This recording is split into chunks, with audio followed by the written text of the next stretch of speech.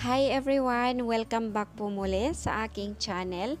Ang video na i-share ko sa inyo ngayon, magluluto ako ng pansit canton. Pero ang sahog na gagamitin ko dito sa recipe na to, leftover ko lang siya nung nagluto ako ng chop suey. Ito yung mga sangkap na kakailanganin natin. 250 gram ng pansit canton at yung leftover na chop suey, 4 cloves ng garlic, chopped, isang pirasong medium size ng onion, slice, 1/8 cup ng soy sauce, 2 tablespoon ng oyster sauce, gagamit rin tayo dito ng ground black pepper, 2 cups ng tubig at syempre yung ating cooking oil. At ngayon, mag-umpisa na tayo. Ito yung ating chop suey, nilagay ko lang to sa chiller. Leftover natin to nung nag-upload din ako ng chop suey recipe. So, eto siya. Ngayon, magpainit tayo ng cooking pan.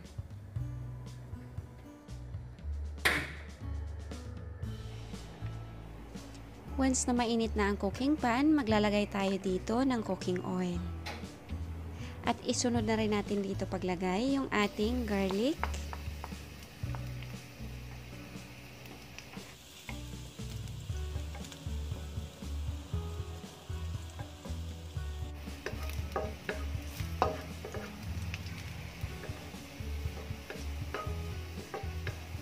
Medyo na golden brown na yung garlic. Perfect na ito para isunod yung ating sibuyas.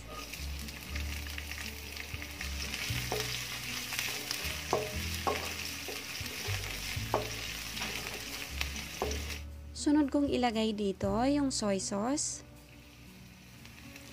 Magpatak rin tayo dito ng konting ground black pepper. At ilagay na rin natin yung 2 cups ng tubig.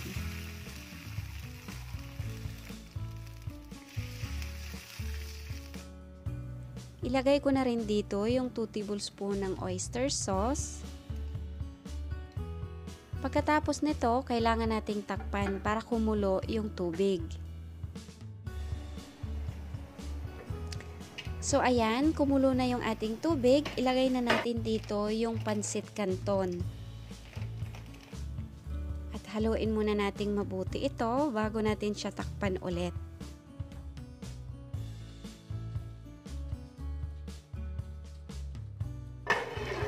Pagkatapos nating mahalo yung pansit canton, takpan natin to at lutuin natin siya ng 8 to 10 minutes gamit ang low heat.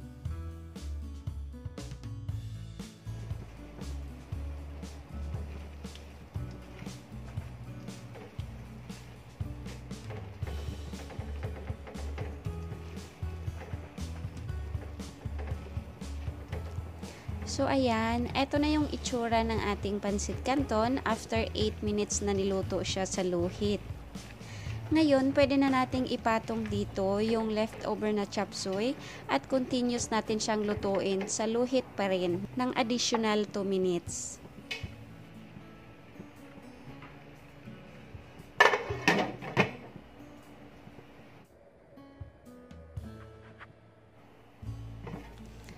Ayan, after ng additional 2 minutes, i-turn off na natin yung apoy at ilipat na natin to sa serving plate kasi luto na ito.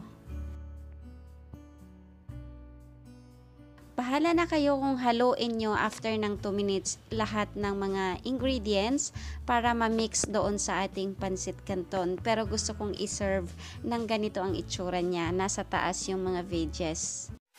Maraming salamat!